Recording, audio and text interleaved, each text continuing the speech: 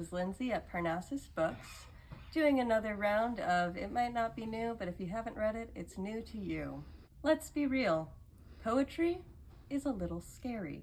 If you feel that way, I hear ya.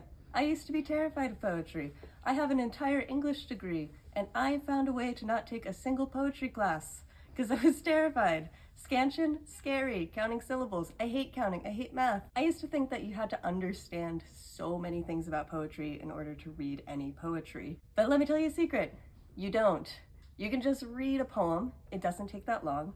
If you don't like it, that's fine. Move on to the next poem. So, for this week's backlist pick, I have a couple of poetry collections that I found are good gateways to poetry for people who are scared of poetry books. Up first, I've got Maggie Nelson's Bluettes. This is one of the first poetry collections I fell in love with. If you're starting off, guess what? It's written in tiny paragraphs. This is a series of prose poems that are all odes to the color blue. They're all about the color blue and how much Maggie Nelson loves the color blue. They're also about love and grief and loss. A great gateway to poetry. Okay, getting a little trickier, but you're still safe. Life on Mars by Tracy K. Smith. This book won the Pulitzer Prize. I have read this book countless times. I've taught this book. It's also about grief. A lot of poetry is about grief, but you know what? It's great. It's also about David Bowie. It's also about space travel. This one, it's a mixture of poetry and, again, prose poems. No need for scansion. No need to understand the minutiae of how to read poetry for this.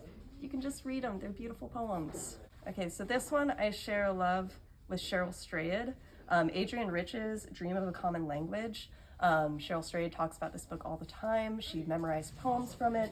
It's one of those poetry collections that when you read it, you accidentally start memorizing it because the musicality is so gorgeous. One of the other ways I fell in love with poetry was just reading poems out loud. This is great for that. Okay, getting deeper into poetry, but you're still gonna be safe here.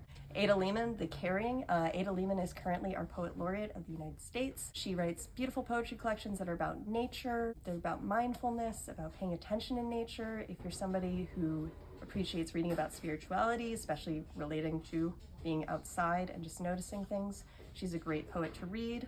And then finally, again, we're getting more and more difficult, but don't worry, you're still doing fine. Another favorite poetry collection of mine is The Tradition by Jericho Brown. This one won the Pulitzer, and it's a beautiful collection of poetry about being Black in America, being a Black gay man in America. Just absolutely gorgeous. I return to it time and time again. And another thing is, I write fiction. I don't write poetry, but I think every person who wants to write should read poetry. Whether you write poetry or not, it'll change how you think about words, sentences. I love poetry. Pick up one of these poetry collections. Shop local. Thanks, y'all.